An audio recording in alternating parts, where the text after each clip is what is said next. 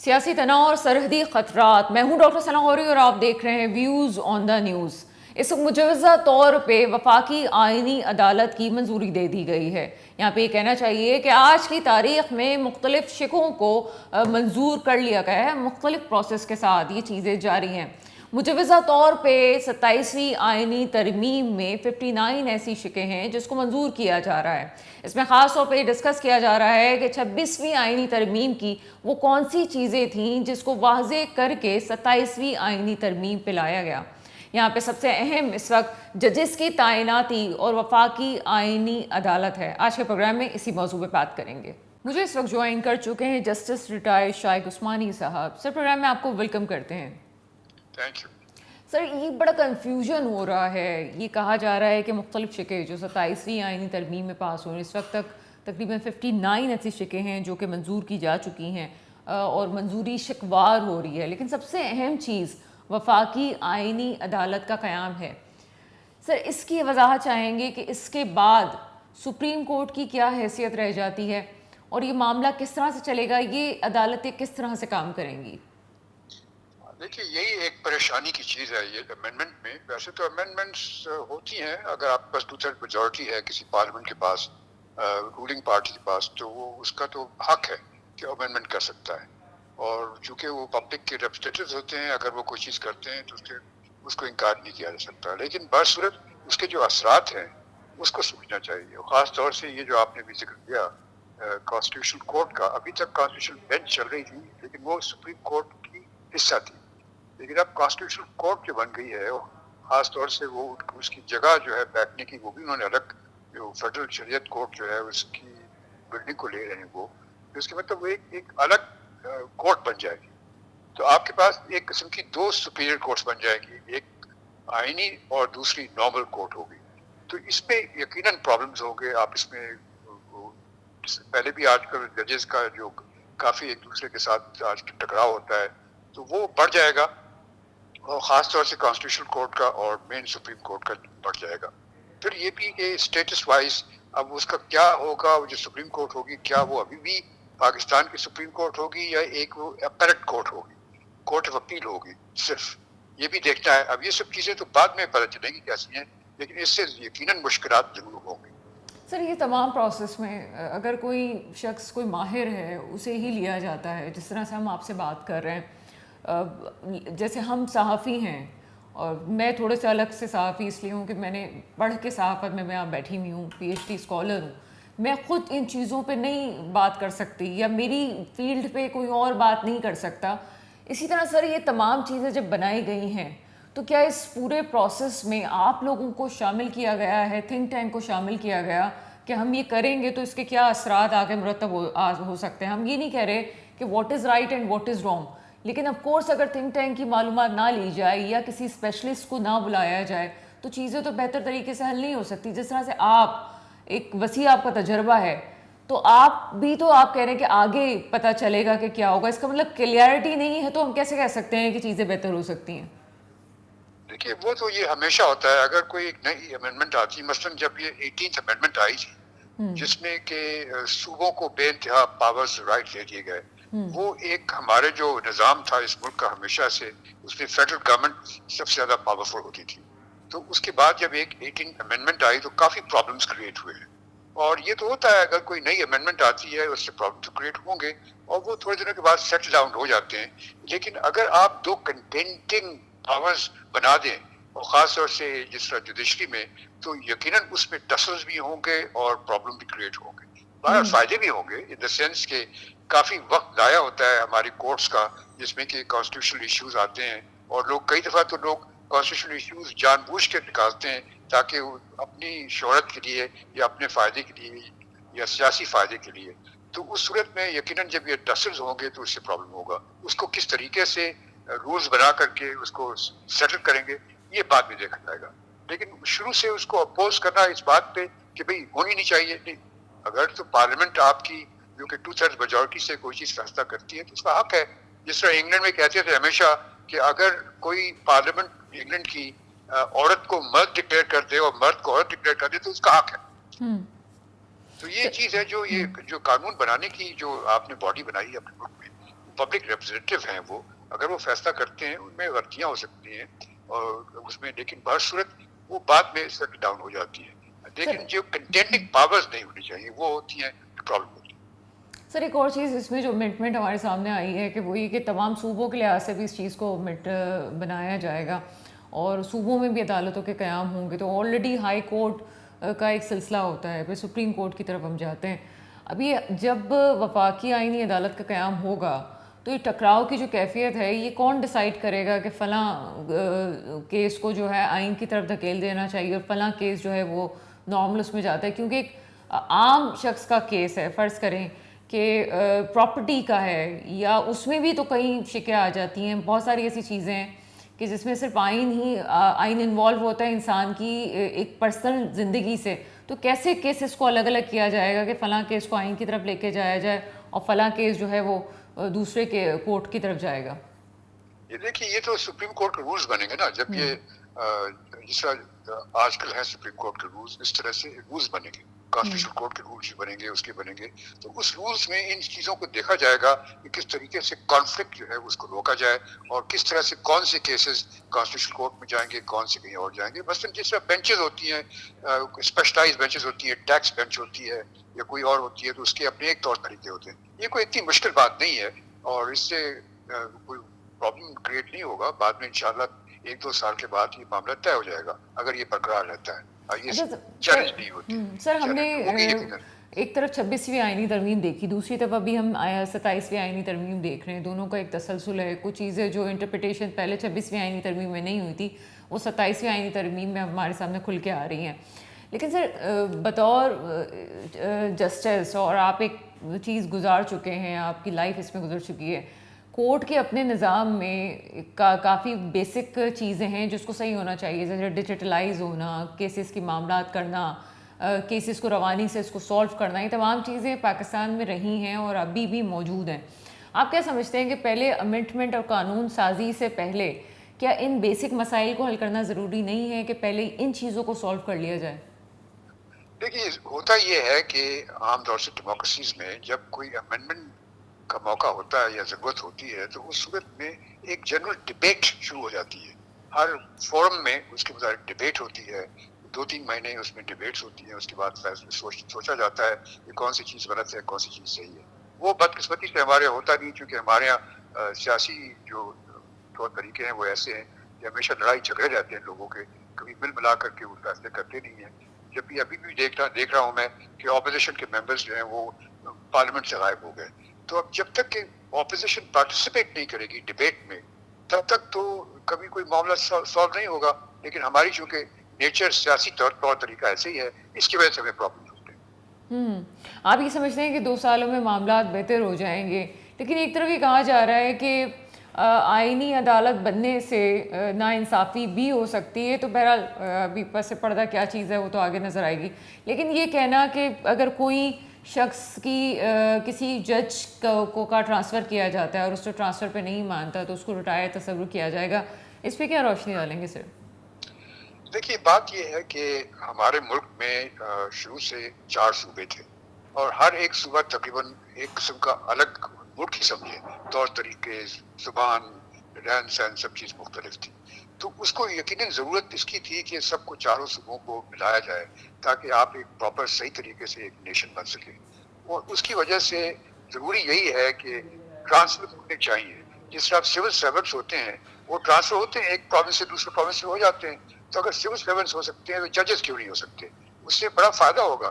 کیونکہ ہوتا ایسا ہے کہ اگر آپ کے سامنے کسی ایسے جج کے سامنے آپ آرگیو کر رہے ہیں جو کہ آپ کو نہیں جانتا, آپ کسی اور پروونس سے آتا ہے, تو اس سے آپ کو بہتر توقع ہوتی ہے بجائے اس کے کہ آپ کے اپنے لوگ جو ہوتے ہیں جو ان کے پری کنسیوڈ نوشنز ہوتے ہیں. بہت شکریہ جسٹس ریٹائر شائق عثمانی صاحب ہمارے ساتھ موجود تھے. پروگرام میں ایک چھوٹے سے بریک کا وقت ہوا ہے, بریک کے بعد آپ کے سامنے حاضر ہوتے ہیں. بریک کے بعد آپ کے سامنے حاضر ہیں, مجھے اس وقت جوائن کر چکے ہیں سینئر تدیہ کار نصرت مرزا صاحب. سر پروگرام میں آپ کو ویلکم کرتے ہیں. شکریہ. نصر مرزا صاحب، کافی گہری نظر ہے آپ کی. پھر سے ایک آئینی ترمیم ہمارے سامنے آئی ہے، کافی بھونچال مچا ہوا ہے. خاص طور پہ وفاقی آئینی عدالت کی بات تو ہم نے 26ویں آئینی ترمیم میں بھی سنی، لیکن اسے کسی طرح سے منظور کروانا تھا تو اس میں کوئی انٹرپریٹیشنس کے مسائل تھے، کچھ چیزوں کو پیچھے بیک کر دیا گیا جو 27ویں ترمیم میں لے کے آ گئے. کیا سمجھتے ہیں؟ پہلے تو ہم یہ ججز اور ان کی آئینی عدالت کے حوالے سے بات کر لیتے ہیں. کیا سمجھتے ہیں ضروری تھا بہت زیادہ اس وقت یہ کرنا کہ تمام کام چھوڑ کے پہلے آپ 27ویں آئینی ترمیم کر لیں؟ بات یہ ہے کہ یہ جو عدالتیں ہوتی ہیں یہ صدیوں سے حکمرانوں کے لیے مشکلات پیدا کرتی رہی ہیں.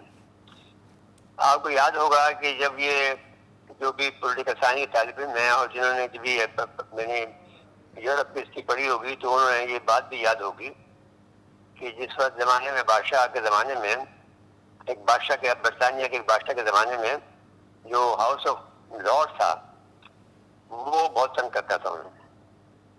تو وہاں پر جو ہاؤس آف لارڈ کا ایک ممبر تھا اس کو انہوں نے سوچا وہ جو ہر وقت جو جب بادشاہ آتا تھا اس میں اجلاس کچھ کرنے کے لیے صدارت تو وہ جھک کے کھڑا رہتا تھا ان کے سامنے، یا ان کے پاس جب بھی کبھی جاتا تھا تو وہ ہاتھ باندھ کے جھک کے کھڑا ہو جاتا تھا. بادشاہ نے سوچا کہ اس کو میں چیف جسٹس اگر بنا دوں تو یہ میری خدمت گزاری کرے گا. تو بادشاہ نے پھر اس کو چیف جسٹس بنا دیا.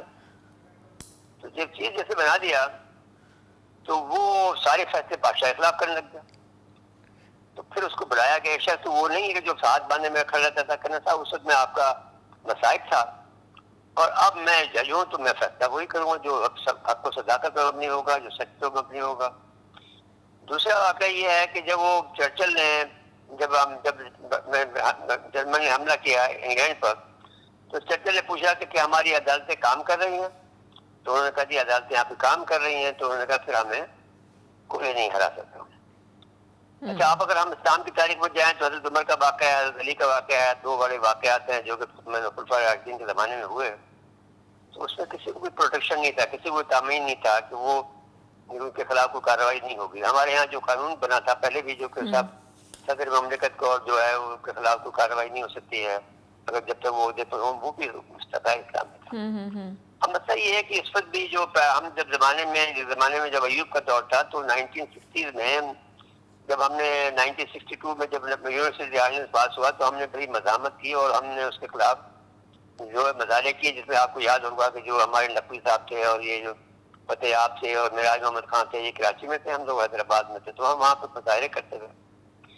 تو اب اس وقت بھی یہ بات تھی کہ کسی طرح سے ان کو عدالتوں کو کنٹرول کیسے کیا جائے اسٹوڈنٹ یونین کو. لیکن وہ ہمارے ہاتھ میں جو عدالتیں ہمارے حق میں فیصلہ دے دیتی، جو ہمارے بچوں کو گرفتار کرتے تھے تو ہمارے عدالتوں میں ہائی کورٹ میں آتے تھے یہاں کراچی میں تو وہ ہمارے بچوں کو چھوڑ دیتے تھے. تو یہ باتیں ان کو پسند نہیں آتی ہیں. اب بھی جو معاملات ہیں اس میں جو صورتحال ہے وہ کافی سنگین ہے کیونکہ یہ کچھ بھی کریں تو ان کو ابھی بہت جلدی 28ویں ترمیم لانی پڑے گی. تو یہ بات جو ہے وہ غیر اسلامی ہے اور کسی کو بھی پروٹیکشن نہیں دیا جاتا اور ججوں کے خلاف کارروائی نہیں ہو سکتی.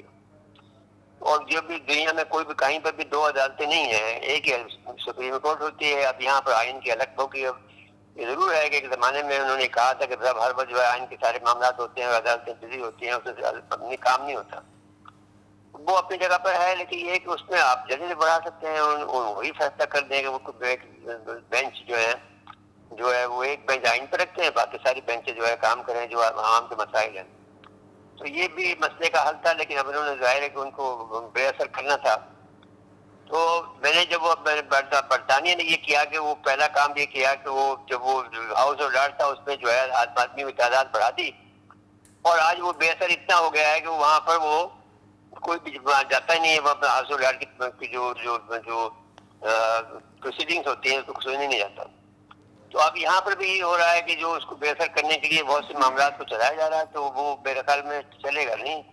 بیسیکلی پاکستان میں جو ہے وہ دو چار باتوں پر جو اتفاق رائے ہے، اس میں ایک رائے یہ بھی ہے کہ کم سے کم ہماری عدالتیں تو آزاد ہونا چاہیے نا جی. دوسری یہ کہ آپ نے پہلا جو پتر آیا ہے وہ اب مفتی تقی عثمانی صاحب کی طرف سے آیا ہے.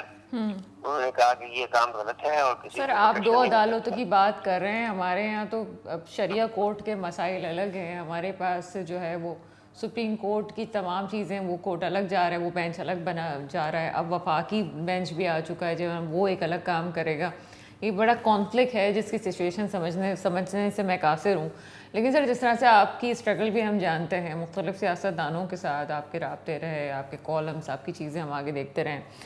سر اب یہ جو استثناء والی بات آ رہی ہے، خاص طور پہ زرداری صاحب کے حوالے سے بات کی جا رہی ہے کہ جناب یہ کوئی ایک تو کیس نہیں ہے کہ جس پہ ہم بات کریں کہ جناب پاک لینڈ کا کیس ہو گیا یا توشہ خانہ کا کیس ہو گیا، یہ وہ چیزیں کہ جس پہ ابھی گفتگو باقی ہے. اور یہ بھی سوچنا باقی ہے کہ جناب یہ کیا ابھی کے صدور کے پاس ہوں گی تمام چیزیں استثناء حاصل ہوں گی، یا جو ماضی میں صدور جا چکے ہیں وہ بھی مستثنیٰ ہو جائیں گے اگر ان کے خلاف کوئی کیس ہوتا ہے. ان چیزوں کے حوالے سے کیا کہیں گے؟ وہ سب یہی لوگ ہوں گے جو اس وقت بات کر رہے ہیں. اس کا جو نافذ العمل کا وقت ہوگا وہ یہی ہوگا جو آپ جو آج کل سے جو پرسوں سے جو 27 تاریخ جو بھی ہوگا، تو یہ جو بھی عمل ہوگا بطخال میں کل سے آج جو صدر کے پاس چلا جائے گا، رات تک نافذ العمل ہو جائے گا. تو ابھی تو قومی اسمبلی نے پاس کر دیا، انہوں نے پاس کر دیا، بس تو کام ہو گیا ان کا. سر لیکن ہمارے ملک جو ہے وہ میرے خیال میں ان کو 18ویں ترمیم پہ جانا پڑے گا. تو ابھی تو یہ معاملہ جو ہے وہ کافی الجھن کا شکار ہے.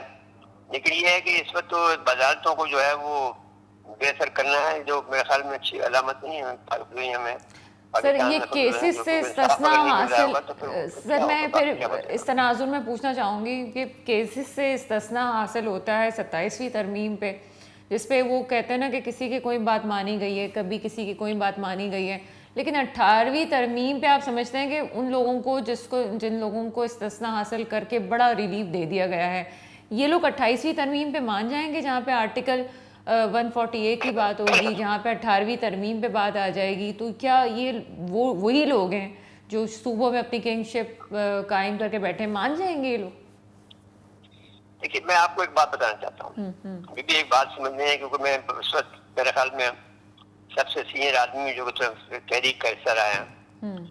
دیکھیے جب مقتدر حلقے فیصلہ کرتے ہیں تو وہ اپنی بات کو منوا لیتے ہیں.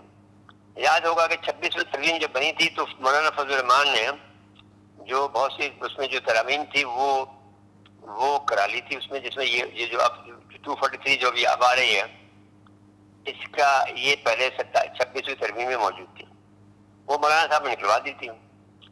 اب جب یہ ہمارے ادارے جو ہیں یہ کبھی بھی، میں ایک اور بات بتانا چاہتا ہوں، جب میں نے فائل دیکھی تھی 1965-66 میں، اس میں یہ فیصلہ ہوا تھا کہ ایوب صاحب کا یہ خیال تھا کہ پاکستان میں 15 جو ادارے ہیں وہ ایسے ہیں جو کہ آمریوں کے خلاف ہیں، جس میں ڈھاکہ شہر تھا، کراچی کا شہر تھا، لاہور کا شہر تھا، اور جماعت اسلامی تھی، اور اسٹوڈنٹ یونین تھی، لائر یونین تھی، لیبر یونین تھی، اور بہت سے ادارے تھے جو کہ وہ ہوئے. میری کتاب میں بھی موجود ہے، سیاست دانوں اور جنرلوں میں خدا کی کشمکش کی کتاب ہے، اس میں سب ذکر ہے اس میں.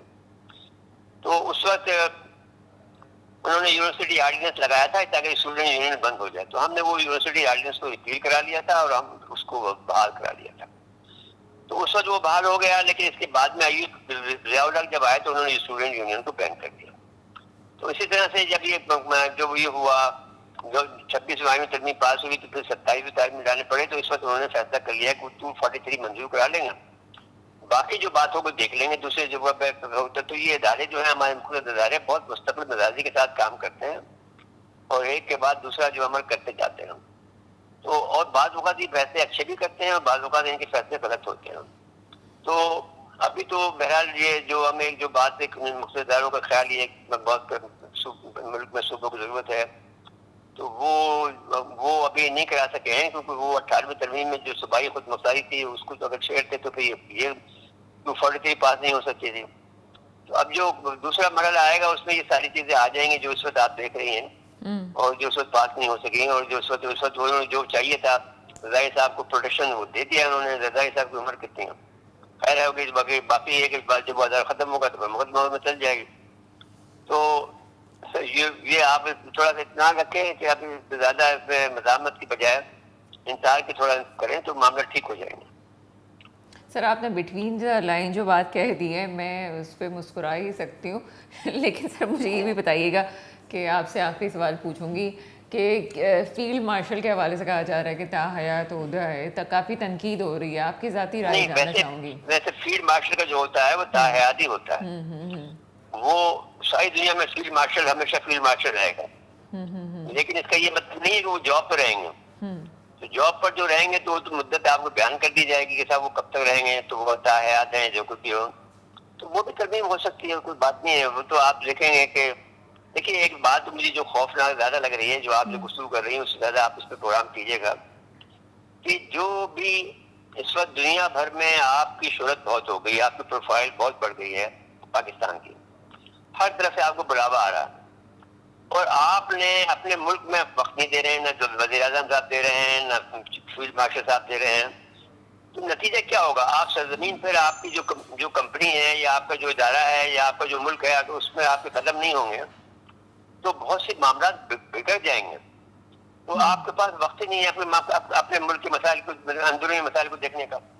تو یہ یہاں پر جو کوہان نکلیں گے، جو پھنسیاں نکلیں گے، جو پھوڑے نکلیں گے، اس کو کون ریپیئر کرے گا؟ جس طرح سے کہ آپ دیکھ رہے ہیں کہ بہت سارے معاملے گڑبڑ ہو رہی ہے، بہت سے غلط کام ہو رہے ہیں، بہت سے، تو وہ جو اندر کھلی پکڑی وہ تو آپ کے علم میں نہیں، جو اندر خانہ ہو رہی ہے یہ ہمارے علم میں نہیں ہے. مطلب سب کے آپ کا مطلب یہ کہ ہم سب کے علم میں نہیں ہے. تو اب وہ پھر وہ سب سے بلاسٹ ہوگی نا کسی طرف میں. ہم روزگار کی جو کھیل ہوتا ہے بڑا بے رحم کھیل ہے.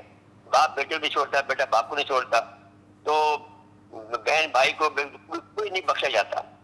تو یہاں پر آپ جیسے نواز شریف کو دیکھ لیجیے، وہ ایک طرف مقتدر لڑکوں کو خوش کرتے ہیں، دوسرے اپنے بھائی کو خوش کرتے ہیں، تیسری طرف وہ جو ان کے پیچھے لگا دیا گیا ہے ڈاکٹر صاحب کو، ان کو سنبھالتے ہیں، اس کو اپنے حدود میں رکھنے کی کوشش کرتے ہیں. تو پھر اس کے علاوہ اندرونی کشمکش موجود پارٹیاں ہیں، جو مختلف پارٹیاں ہیں، ان کو سنبھالتے ہیں. تو کب تک سنبھالیں گے؟ اتنی صلاحیت شہباز شریف کو میرے بہت اچھے دوست رہے ہیں زمانے میں، اور بلکہ پہلا جو وزیر اعظم میں نے ان کو بنوایا تو وہ نہیں بنا تھا اس کو بھائی. شاید قصہ مختصر یہ ہے کہ اب یہ جو معاملات ہیں یہ ان کے بس میں نہیں رہیں گے. جو پاور پالیٹکس ہوتی ہے بہت خطرناک کھیل ہے، اور اس کے اندر ہر لمحہ جان جوکھوں کا مسئلہ ہوتا ہے، اور کرسی تو یوں ملتی ہے کہ ابھی گئی. تو وہ ان سے معاملات پلٹی کے معاملات سمجھ نہیں رہے. ان کو چاہیے کہ وقت زیادہ دیں، اور جتنا باہر بلا رہے ہیں لوگ باغ وہاں پر کوئی اور راستہ نکالیں، اور یہ اپنے ملک کے اندر معاملات کو سنبھالیں. اس پر آپ ایک پروگرام ضرور کر لیجیے، یہ ایک بہت اہم بات ہے. بالکل بالکل. بہت شکریہ سینئر تجزیہ کار مسعود مرزا صاحب ہمارے ساتھ موجود تھے. ایک بریک کا وقت ہوا ہے، بریک کے بعد آپ کے سامنے حاضر ہوں. اس وقت مجھے جوائن کر چکے ہیں بریگیڈیئر ریٹائر سید علی کرار صاحب. سر پروگرام میں آپ کو ویلکم کرتے ہیں. بہت شکریہ، تھینک یو. بریگیڈیئر صاحب، اس وقت جو معاملات چل رہے ہیں، خاص طور پر افغانستان کا ایک تنازع ہے، جو پالیٹکس میں پاکستان کو تنہا کرنے کی بظاہر کوشش ہے، لیکن یہ بھی سمجھنے کی بات ہے کہ ہمارے دوست ممالک موجود ہیں جو کہ پاکستان کی سپورٹ بھی کر رہے ہیں، لیکن ساتھ ساتھ جہاں پراکسیز کا مسئلہ آتا ہے وہاں پہ ترقی یافتہ ملک بھی پیچھے رہ جاتے ہیں اور وہ بھی اپنا دفاع کرنے میں ناکام ہو جاتے ہیں. فی الحال یہ جو تنازع ہے اس کو حل کیسے کیا جائے گا، جبکہ یہ روز اول سے عیاں ہے یہ حقیقت کہ افغانستان میں کوئی ایک گروہ نہیں ہے کہ جس سے بات کی جائے، یا وہ گروہ ایسا ہو کہ ہم اس سے بات کریں، وہ ہماری بات مان جائے، معاملات حل ہو جائے.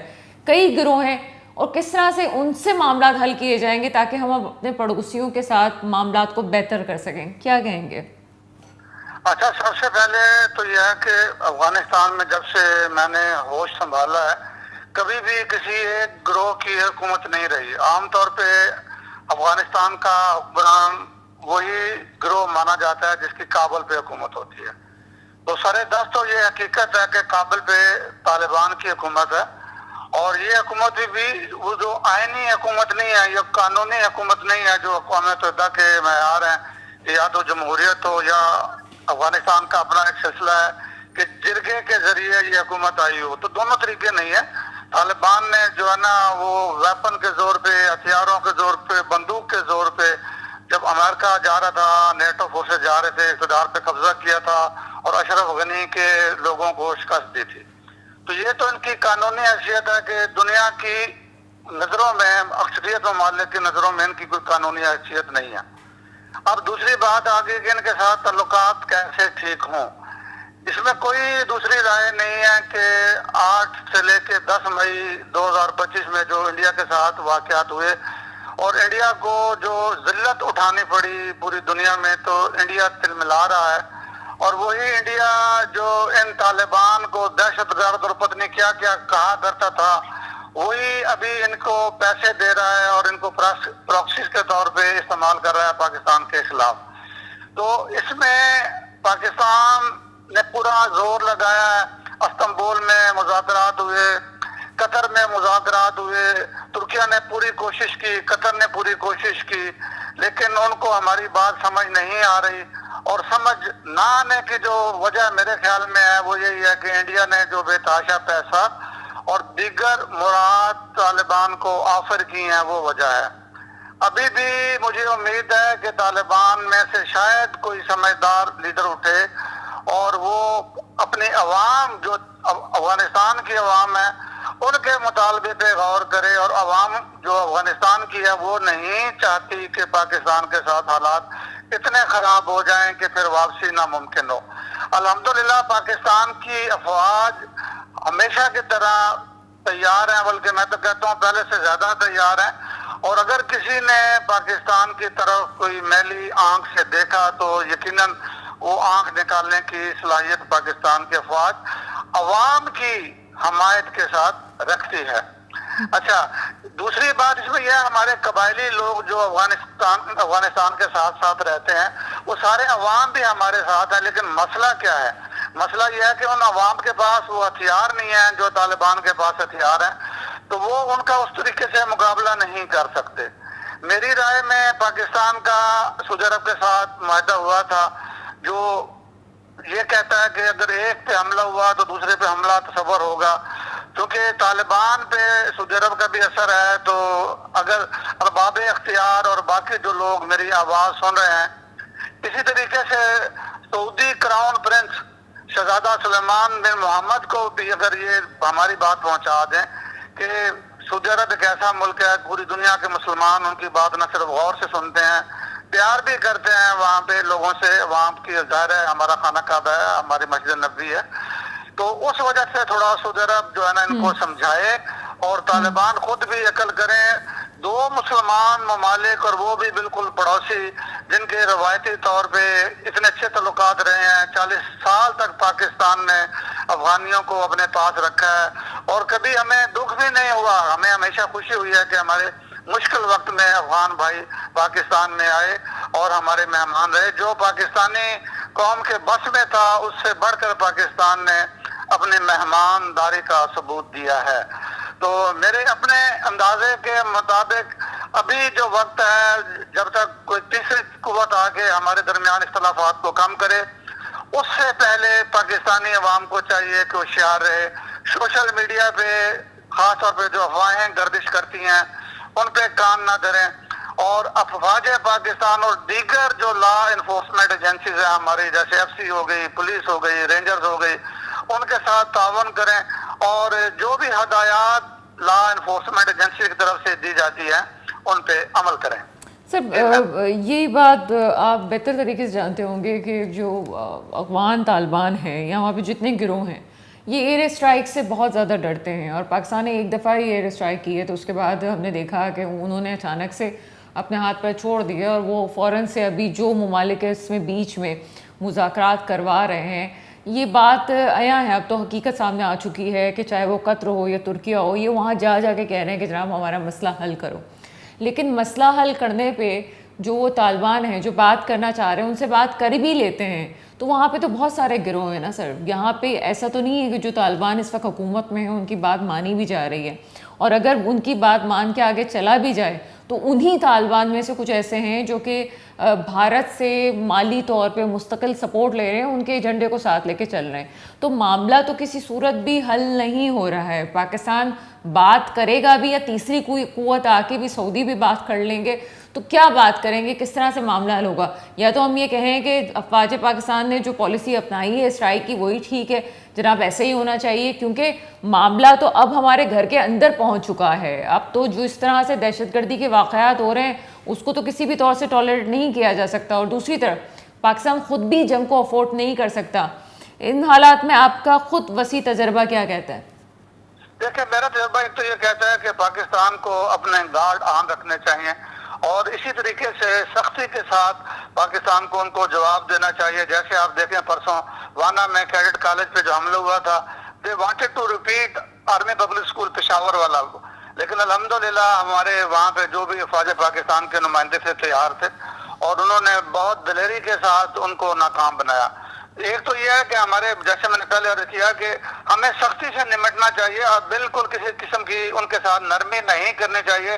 جو سرحد عبور کر کے پاکستان میں آ رہے ہیں یا سرحد عبور کرنے کے لیے اکراس دی بارڈر افغانستان کی زمین پہ اکٹھے ہو رہے ہیں, ان کو وہیں سختی سے کچل دینا چاہیے. یہ ایک بات ہے.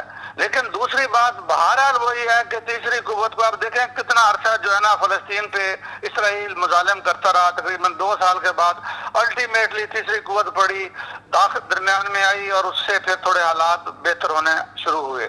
تو حل تو یہی ہے, کیونکہ پاکستان کے عوام کا بھی اور پاکستان سے زیادہ افغانستان کے عوام کا, چونکہ اپنے افغانستان کا کوئی جو ہے نا سمندر نہیں ہے, ان کی بندرگاہ نہیں ہے, تو ان کا تو افغان ٹرانزٹ ٹریڈ کے تھرو سب کچھ ادھر سے جاتا ہے. تو افغانستان کے عوام خاص طور پہ ان کے جو تاجر لوگ ہیں, ان کے بزنس کمیونٹی کے لوگ ہیں, وہ تو چاہتے ہیں کہ پاکستان کے ساتھ تعلق ہو. اور دوسرا, پہلے آپ کا جو سوال تھا کہ گروہ بہت ہیں, وہ تو میں نے آپ کو شروع میں بھی جیسے عرض کیا کہ افغانستان میں شروع سے ہی ایسا ہی رہا ہے, لیکن آپ کو بات چیت اسی سے کرنی پڑتی ہے جن کا قبضہ کابل پہ ہوتا ہے. وہ کابل کے جو قابض ہوتے ہیں وہی افغانستان کے حکمران کہلاتے ہیں. اور اس کے ساتھ ساتھ یہی ہے میرا اپنا جو ذاتی تو سر یہ کابل والے ہی تو گئے تھے, متقی صاحب ہی تو گئے تھے جو کہ ہمیں ہی کہہ رہے تھے جی سوویت یونین کو بھگا دیا, امریکہ کو بھگا دیا, پاکستان کیا چیز ہے.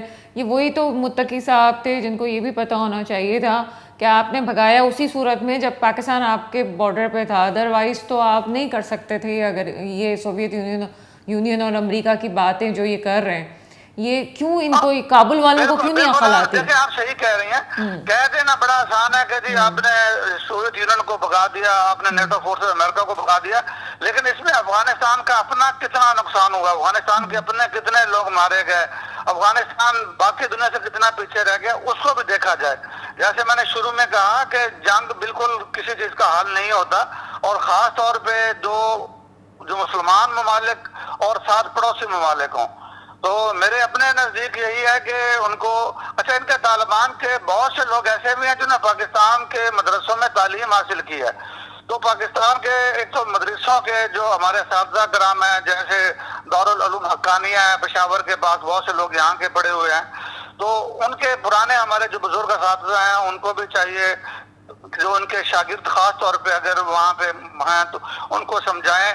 لیکن اپنے گارڈ ہمیں بالکل جو ہے نا وہ تیار رکھنا چاہیے, کسی قسم کی نرمی بالکل برداشت نہیں کرنی چاہیے. پاکستان کی سالمیت سب سے اہم اور اول نمبر پہ ہے ہمارے نزدیک, اور ہماری مسلح افواج کو ہر اس کوشش کو کچل دینا چاہیے جو پاکستان کو نقصان پہنچانے کے لیے کی جائے, چاہے وہ پاکستان کے اندر سے کی جائے چاہے وہ پاکستان سے باہر سے کی جائے. اچھا, ایک اور بات پہ روشنی ڈالیے گا کہ آپ کو یاد ہوگا کہ جب یہ تمام معاملات ہوئے سوویت یونین کے, تو مختلف جگہوں پہ پناہ گزین پہنچے افغانستان کے, اور اس لحاظ سے صرف پاکستان نے نہیں, یہ بات بلا وجہ شاید آج کل کے صحافی اس کو نہیں جانتے, پتہ نہیں کیوں اس کو ریپیٹ کیا جاتا ہے کہ پاکستان نے کیوں پناہ دی, کیوں لے کے آئے. تو بہت سارے ممالک نے پناہ دی تھی, صرف پاکستان نہیں تھا, ایران بھی تھا, ایران نے بھی کیا, انہوں نے ٹھیک ہے بارڈر پہ ان کو بسایا. ہم نے زیادہ کچھ کر دیا تھا اس وقت, شاید یہی پالیسی بننی تھی. لیکن سر آپ کیا سمجھتے ہیں افغانستان کیوں اس بات پہ نالا ہے, یا ان کی آج کی نسل کیوں اس بات پہ نالا ہے کہ جناب کیوں ہمیں پاکستان سے نکالا جا رہا ہے, ہمیں تو رہنا چاہیے. حالانکہ ایران نے اپنی پالیسی بڑی واضح کر دی تھی اور ایران نے بہت پہلے فیصلہ کر دیا تھا, ان پہ تو انہیں اتنا نہیں غصہ آیا, اس پہ تو اتنی ہارش پالیسیز کو لے کے نہیں چلے. کیوں پاکستان کو اس معاملے میں تنازع بنایا جا رہا ہے کہ جی پاکستانی گورنمنٹ نے کیوں قوانینوں کے خلاف جو ہے یہ ایکشن لیا ہے کہ جناب آپ جائیں, اب بہت آپ کی خاطر تواضع ہو چکی ہے, آپ اپنے ملک میں جائیں, وہاں جا کے بسیں. دیکھیں اس کی 2 وجوہات ہیں. ایک وجہ تو یہ ہے کہ جب بھی کوئی پناہ گزین کا کیمپ کیا جاتا نا قائم, تو پناہ گزینوں پہ کچھ پابندیاں عائد ہوتی ہیں, وہ کیمپ کے اندر ہی رہتے ہیں, उनको कैंप के अंदर ही खुराक वगैरह पहुंचाई जाती है, उनको इतनी आज़ादी से पूरे मुल्क में फैलने नहीं दिया जाता। वो उस वक्त की हुकूमतें थी जो 80s 90s की हुकूमतें थी, जिन्होंने कैंप कायम करने के बाद अफगानियों को खुली छूट दी और ये पाकिस्तान के हर कोने में फैल गए और उन्होंने पाकिस्तान में अपने अपने कारोबार शुरू कर लिए। लाखों लोगों ने अपने जाली शनाख्ती कार्ड बनवा लिए। तो उसमें तो बहुत से लोग जिम्मेदार हैं, जिसमें हुकूमत के खास तौर पे जो अफगान मुहाजिरीन के जो कैंप के ऑर्गेनाइजर थे उनकी भी कमजोरियां थी। वो तो हो गया। अच्छा, अभी यह है कि जी वो नाला क्यों है? देखो, उनको नाला नहीं होना चाहिए, उनको ये चीज माननी चाहिए कि पाकिस्तान ने मुश्किल वक्त में उनका साथ दिया। जब अफगानिस्तान के ऊपर रूस का हमला हुआ, उसके बाद फिर दोबारा जो है वो 9/11 के बाद अमेरिका की नेटो फोर्सेस वगैरह भी आ गई, अमेरिका की अफवाज भी आ गई, तो पाकिस्तान ने बहुत अरसा इनका साथ दिया है। उनको नाराज नहीं होना चाहिए, लेकिन वो नाराज हो रहे हैं, वो इसलिए हो रहे हैं कि हमने उनको बहुत ज्यादा आजादी दी थी। जहां पाकिस्तान में जो उनको आजादी थी वो अफगानिस्तान में नहीं मिलेगी। मिसाल के तौर पे उनकी ख्वातीन है, उनके वहाँ पे, यहाँ पे उनकी ख्वातीन स्कूलों में पढ़ रही थी, वहाँ पे उनकी ख्वातीन को इजाजत नहीं है, वो शटल का बुर्के पहना देते हैं, कोई जॉब नहीं कर सकती, उन्होंने ख्वातीन के स्कूलों को बंद कर दिया। तो असल में वहाँ की जो जिंदगी है वो बिल्कुल मुख्तलिफ है और उस वजह से जो घर की ख्वातीन है जो पाकिस्तान से जा रही हैं वो भी अपने मर्दों पे प्रेशर डालती हैं कि वहाँ हम कैसे जिंदा रहेंगे। पाकिस्तान में तो उनका जो ना वे ऑफ लाइफ डिफरेंट था। सर, एक और बात आपसे पूछना चाहूँगी कि एक तरफ कहा जाता है जनाब भारत माली मदद कर रहा है, वहाँ पे बहुत सारी चीज़ें वहाँ पे हैं जो कर रहा था, बल्कि ये कहना चाहिए कि जब नेटो फोर्सेस वहाँ से गई हैं तो बहुत बड़ा नुकसान भी हुआ था भारत का। अब उसमें अब उन्होंने जब ताल्लुकात बनाए हैं तो कहते हैं जी माली मदद हो रही है, तो पाकिस्तान की तरफ से भी तो माली मदद, मुस्तकिल इकॉनमी का जो एक आपका बॉर्डर है, मुस्तकिल बीच में कुछ लोगों पे इल्ज़ाम भी लगा, इदारों पे भी इल्ज़ाम लगा, खुल के हम बात करें तो, कि ये स्मगलिंग क्यों होती है। लेकिन इन द एंड यही था कि जनाब ठीक है, वहाँ पे भी माल जा रहा है, वहाँ से माल आ रहा है, तिजारत का सिलसिला है वो भी बंद हुआ, तो क्यों ये लॉन्ग टर्म प्लानिंग्स पे क्यों नहीं सोचा गया? क्या अफगानिस्तान लॉन्ग टर्म प्लानिंग्स पे नहीं और बल्कि शॉर्ट टर्म प्लानिंग्स पे बस मदद लेना चाह रहा था, या वो ये समझते हैं जनाब ठीक है जितना पैसा आ रहा है जो हमारे दुश्मन मुल्क उनको दे रहा है, चाहे वो किसी भी काम के लिए दे रहा हो, वही काफ़ी है? क्या उन्होंने अपने आवाम के बारे में नहीं सोचा होगा कि जी ये एक बॉर्डर है, बॉर्डर के ज़रिए से रोज़ सामान आता है जाता है, दोनों मुल्कों को फ़ायदा होता है इस चीज़ से, बल्कि उनको ज़्यादा फ़ायदा हो रहा है, यहाँ से चावल भी जा रहा है, चीज़ें जा रही हैं, ना जा रहा है। क्या समझते हैं कि वो क्या खुद खिलाफ है? जो है ना वहाँ की जो लीडरशिप है ना, अभी जो साहब इक़्तिदार है उनके तालिबान की, उन सबको अफगानिस्तान के कौमी मफाद से ज्यादा जाती मफाद अजीज है। और जैसे हम कहते हैं शॉर्ट टर्म फायदे के लिए वो इंडिया से पैसा ले रहे हैं। देखिए, इंडिया हमसे बहुत बड़ा मुल्क है, हमसे बड़ी मईशत है, और इंडिया को जो मार पड़ी है मई जो ना 8-10 से 2025 साल जो पड़ी है, उसका भी बदला लेने के लिए मोदी सरकार जख्मी सांप की तरह तड़प रही है। तो वो जाहिर है इंडिया में अपने जो सांप थी खो चुका है मोदी जो है, और उसको इतनी हिम्मत नहीं है कि दोबारा पाकिस्तान पे अटैक करे कि इससे ज्यादा सख्त जवाब मिलेगा उसको जो 8 से लेके 10 मई तक पड़ा है। तो वो अभी उस बदले को, अपने उस जख्म को चाट रहा है और जख्म को चाटने के लिए बेतहाशा पैसा अफगानिस्तान में डाल रहा है। और अफगानिस्तान के जो लोग लड़ रहे हैं ये अपने शॉर्ट टर्म मफाद के लिए, उसके साथ जो है ना वहाँ की लीडरशिप जो है अपने अवाम का फायदा नहीं सोच रही। जो तिजारत आप जिसकी बात कर रही हैं वो तिजारत मुल्क के लिए है, वो तिजारत आम आदमी के लिए है। यहाँ से जो उनके पास चीजें जाती हैं वहाँ पे लोगों के काम आती हैं, लेकिन जो उनको पैसा इंडिया दे रहा है वो उनके जाती अकाउंट्स में जाता है। बहुत शुक्रिया। हमारे साथ ब्रिगेडियर रिटायर्ड सैयद अली करार साहब मौजूद थे। आज के प्रोग्राम के लिए इतना ही, मुझे इजाज़त दीजिएगा। खुदा हाफिज़।